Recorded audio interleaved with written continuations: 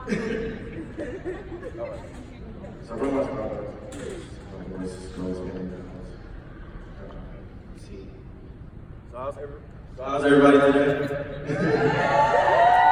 That's great. But I want to first start off by saying thank you to everyone in AmeriCorps currently, all the people at served Illinois, my past and fellow public allies, and my friends and family that have joined me here today. So over the past few months, I thought long and hard about what I wanted to say today. I thought about my past, my present, and just my whole AmeriCorps experience. So I recently had a conversation with program manager, Justin, and he mentioned, well, since you gave a speech, you might as well, talk about public allies and what we really are and what we do. And you might want to do something in your speech that we do in public allies. So when he said that, the first thing I thought about is that in public allies, we get real. We talk about those tough conversations. We talk about our past, our present, all of our aspirations in life. So I might get a little bit with y'all today. All right. So over the past weekend, I had the pleasure of going to my hometown of Cleveland. All right, see. And my friend's baby shower. During that time, I just so happened to drive past my old street, and I saw two kids playing in the front yard, and it made me think about a story I had heard. My brother when we were little.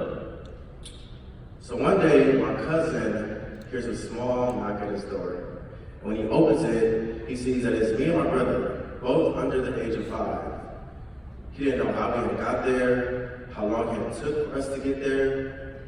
The only thing that he knew is that it took what felt like an hour to clean the dirt off of our feet. At that moment, he was like, "Where's your mother?" Just frantic and just upset and calling everyone in the family. Well, at that time, my mother was suffering from a disease that had impacted the lives and families of many individuals throughout the 80s and 90s and still currently today. Because of her addiction and continuous events like that, where she just completely lost us and lost control of us, it caused for her best friend to step in and intervene. Her best friend, Alicia Smith, took me and my brother in. And her, along with her team, being my oldest brother Alan and my other brothers and sisters, my Uncle Daryl, they did everything in their power to make sure that me and my brother had the best life possible. And over the years, we would visit our mother on and off, have long phone conversations, and spend lots of quality time on the weekend. But all of that would end when I turned 9 years old. When I turned 9 years old, that's when she was diagnosed with cancer. Those visits eventually turned into hospital visits. But there's one hospital visit that really sticks out the most to me.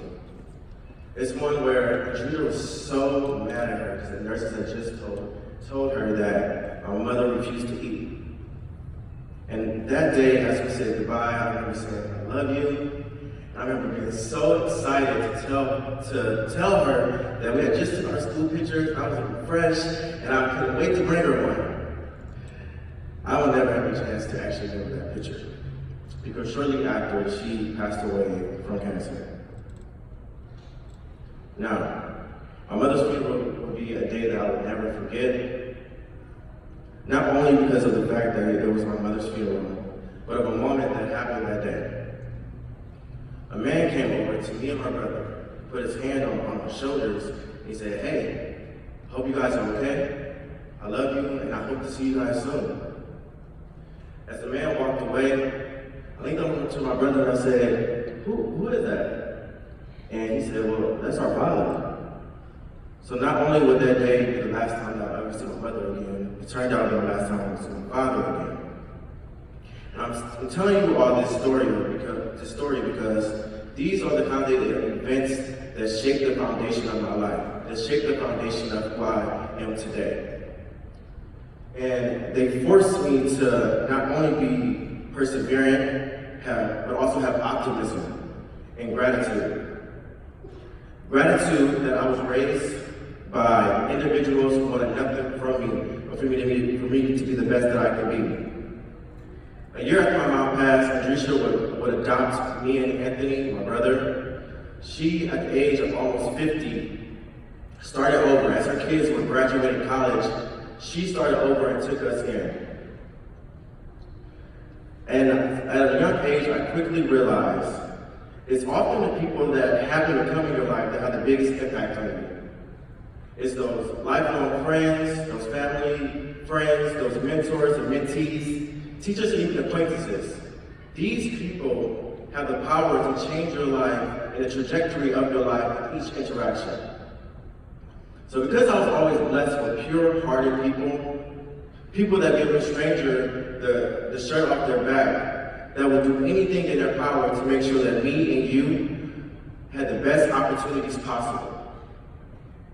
I'm very happy that I was able to observe all this as a kid, because when I was growing up, I soon realized that I have an obligation.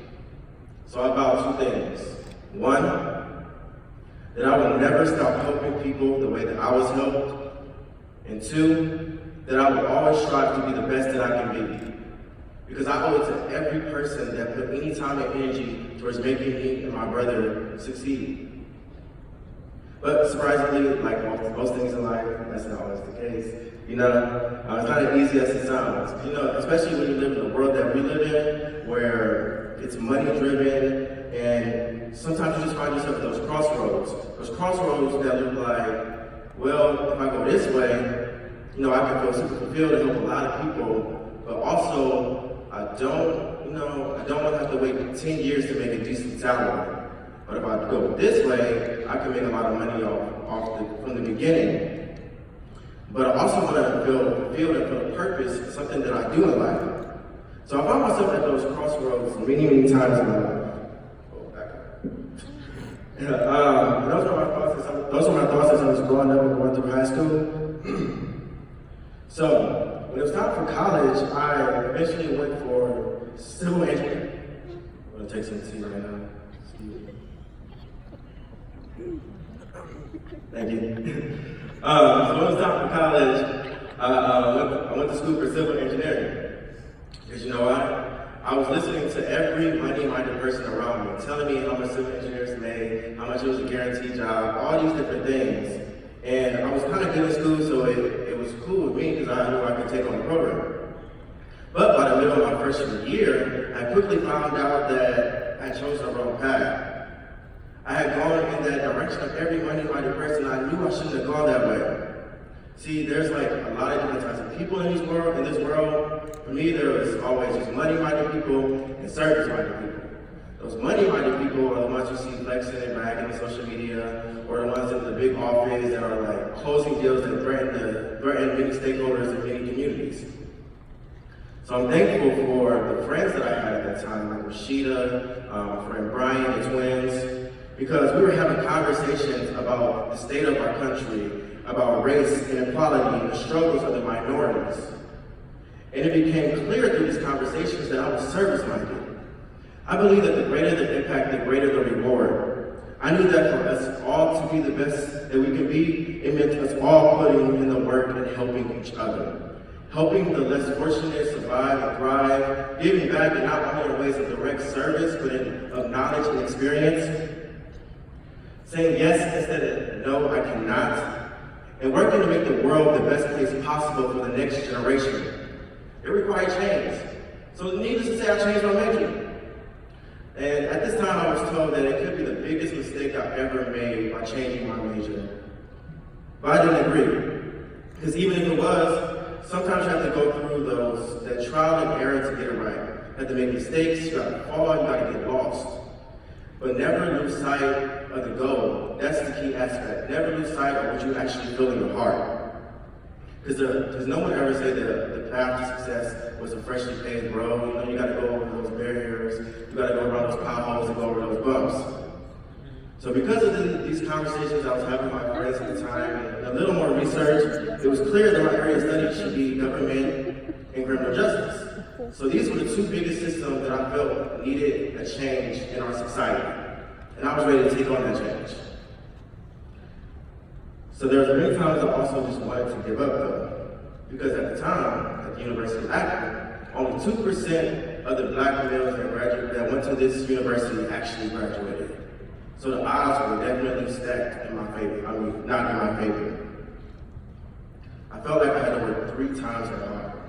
But when times got tough, I always listened to the wise words of the elders, listened to Andrea. She always said, you know, sometimes you gotta do what you have to do in order to do what you wanna do. You gotta put in the work to get the reward. You gotta actually try until you can't anymore. And even when you feel like you can't, you still have to get up and keep going. You gotta push yourself to new levels every day. So, as my undergraduate career went on, I had good and bad semesters, but I stayed focused. In my last year of undergrad, I was lucky enough to intern at our community legal aid society, which provided legal aid for low-income residents within the community. And it was my first taste of making an impact within the community. Because I was literally face-to-face with individuals who had gone through the same struggles I had gone through when I was younger. So I was like, this is perfect. When I graduate, I want to work in the nonprofit sector. I don't want to do anything else. I don't want to work for for-profit, nothing. I don't care about the money. This is where it's at. So, as that time went on, I eventually saw something else that I did not want to stay in Cleveland. It was not it. It was not enough opportunities there for me. I was like, I need to go somewhere else where I can truly experience the world. So luckily, my best friend Brian at the time was graduating from the Navy, which brought me to Chicago. Chicago is an amazing city. I instantly fell in love with the city, and I was like, I got it. I graduated 3 months. I'm moving to Chicago when I graduate, and nobody's going to tell me any different. But the way my family reacted, you would have thought I was moving to the moon, because they were pissed. And so because of that anger, it caused them to say things like, you just can't go. You may not make it. In Chicago, it's too dangerous. You may not be able to make it. We don't want you to just fail. But I wasn't hearing any of that because I wasn't hearing any of that. It like forced me to realize a new lesson in life. You know, not to let others stop you from following your dreams based on how scared they are. Because people are trying to convince you that what you decided is right is wrong based on what they feel that they can or can't do. And deep down, I know that they were saying all that because they love me, but what they were actually doing was just pushing me out the door even faster, making me more motivated, more hungry to take on this new journey. Because only I know what I'm capable of.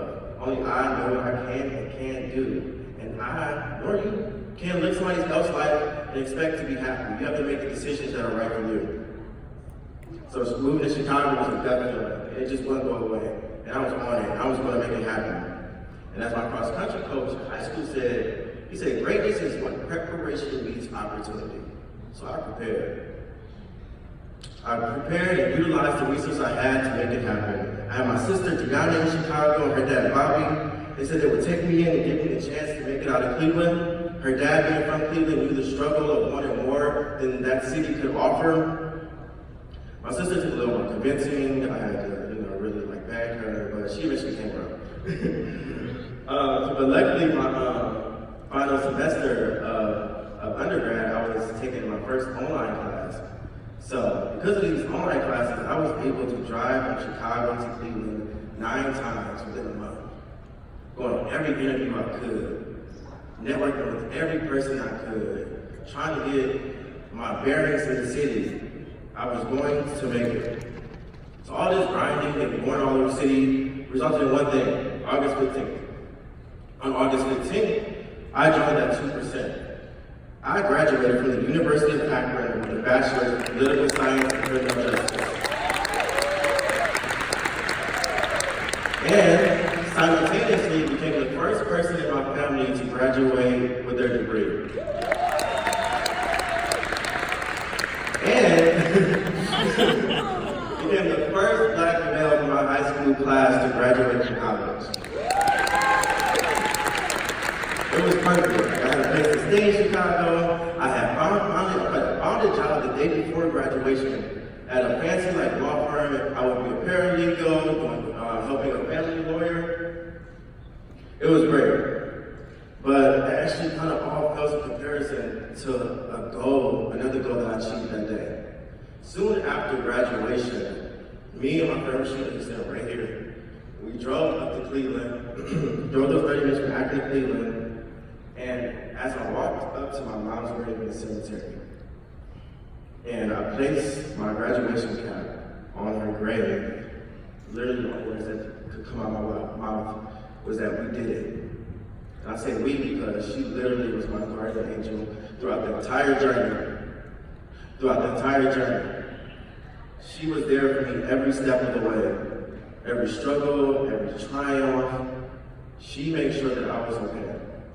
Every test that, I probably should have studied a little more for, but I passed anyway. I know that was her. So I felt like this was the perfect end to my time in Cleveland.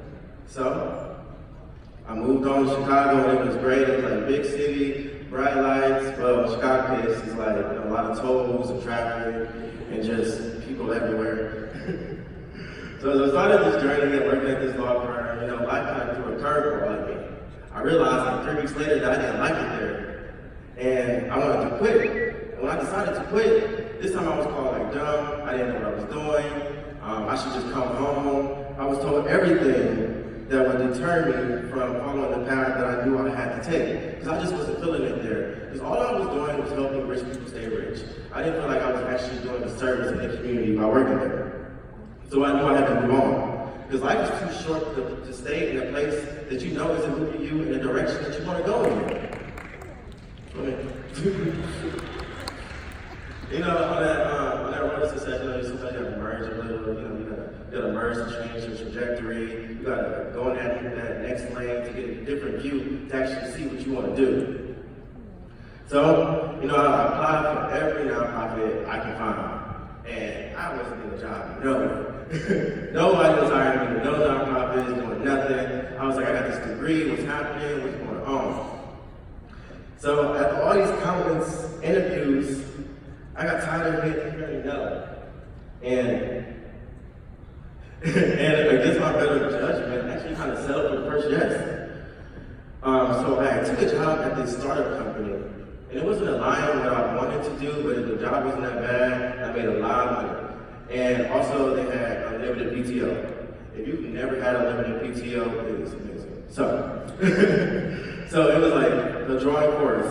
But after a few months at that organization, I realized something happened. I got trapped in comfortability. Life's all about it.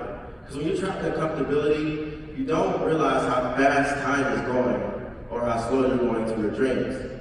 And because of all these great things were happening at the time, and all this money was making like great friends like Jamil and Jarvis and Darius, that name drop. And I started taking trips all over the place. I just got distracted. And when I realized I got distracted, I was like, oh no, like a year has almost passed and I'm still not helping nobody. Something has got to change. So, I found myself at those crossroads again.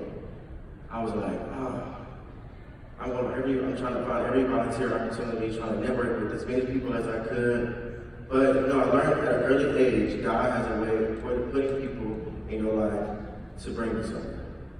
So, soon after I moved from the suburbs to the city, my new roommate Darius had told me about public allies. He had told me he was finishing up his second year and he knew the struggles that I was going through. And he told me about it. He told me to just do some research and see how I feel. So I did my research. I saw all the great things that public allies stood for and AmeriCorps stood for. As their website states, Public Allies believes that communities already have the leadership they need to create lasting social change. Public Allies seeks to find and cultivate those leaders and connect them to the issues and causes that ignite their passion.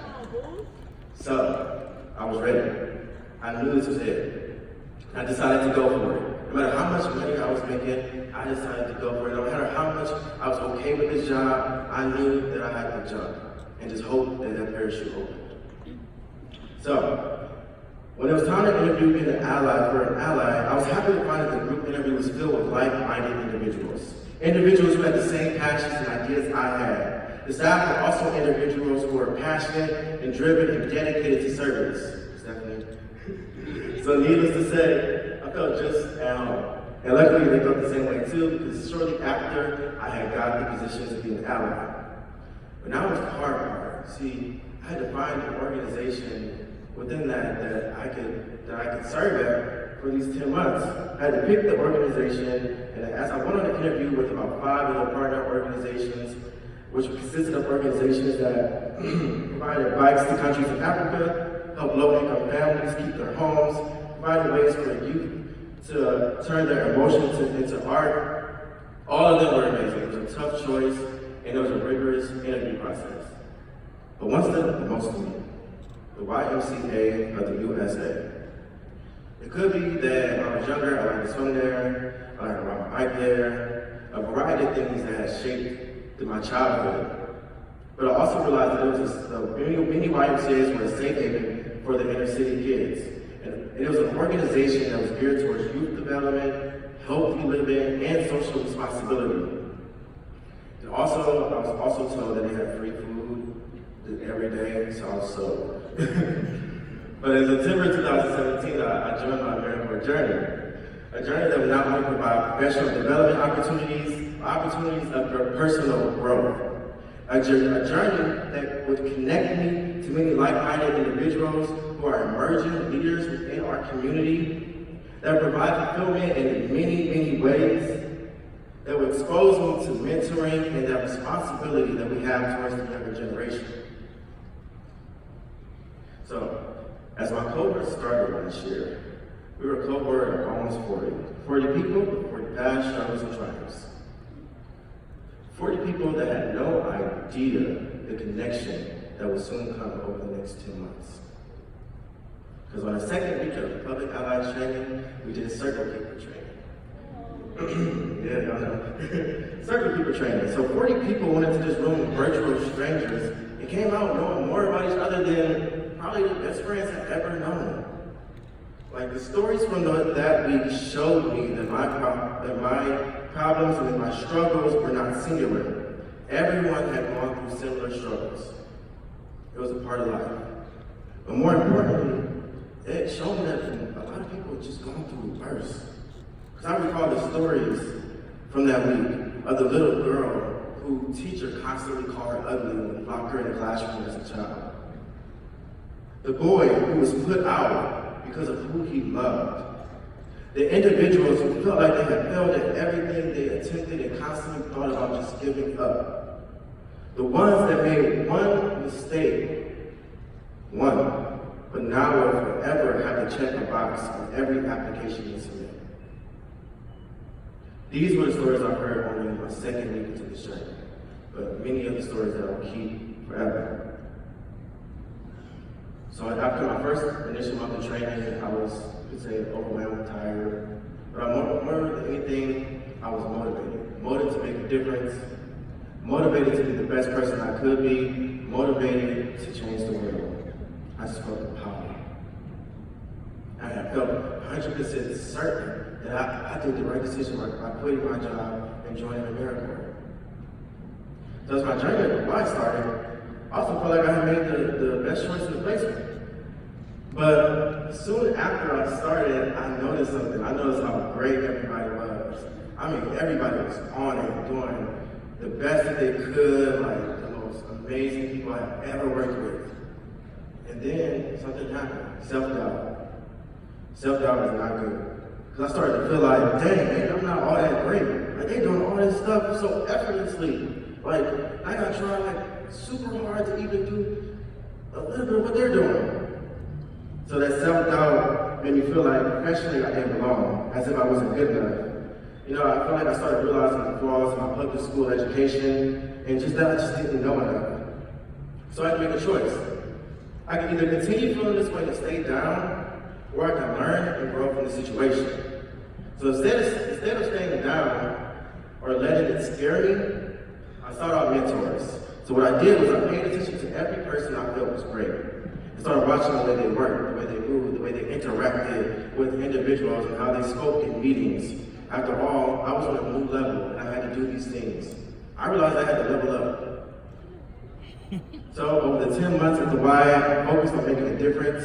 My job was to increase the amount of Y staff that went through our leadership trainings so that we could have the best staff possible serving these 10,000 communities that the Y serves.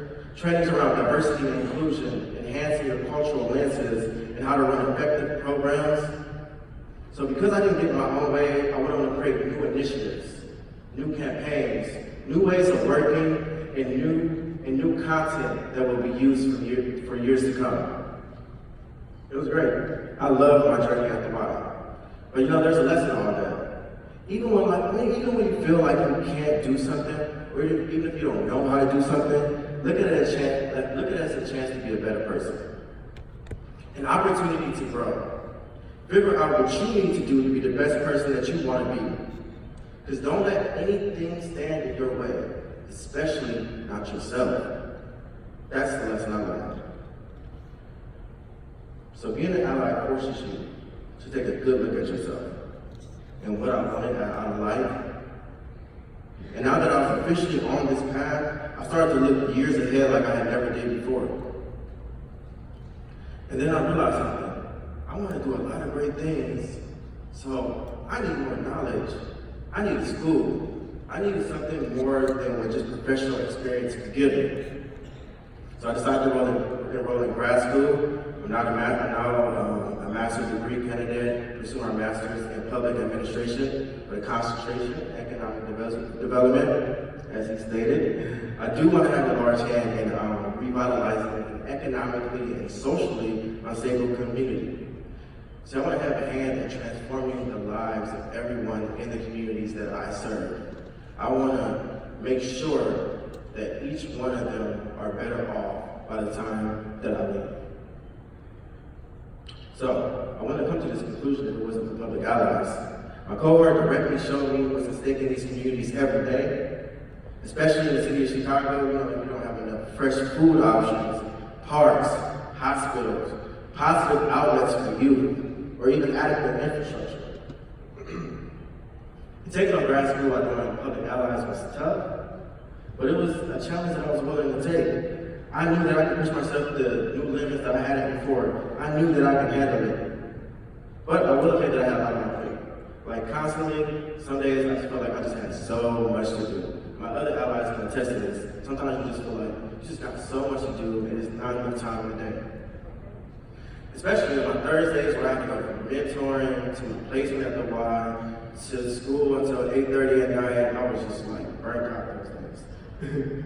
But I knew I had to, in a way, stop stressing about all the things that I had to do and then try to just focus on being blessed that I had the opportunity to do all these amazing things. I knew I had to change my mindset. I'm a firm believer into speaking things in existence.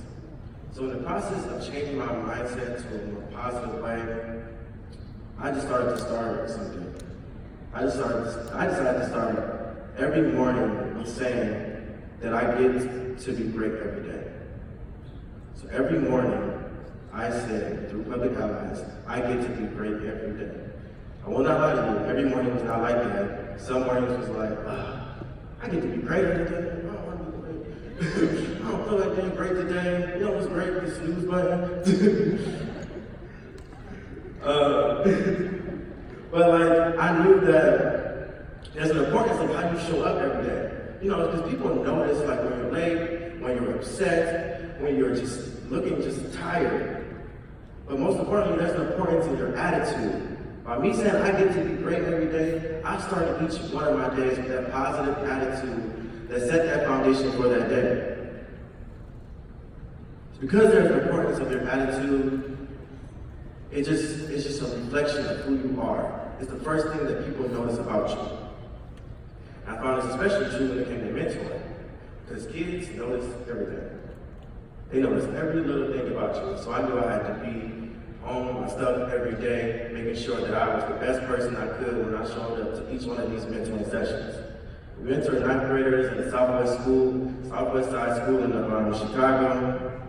Mentoring was something I felt very very uneasy about, mostly because of the fact I didn't want to mess up these kids' lives, to be honest.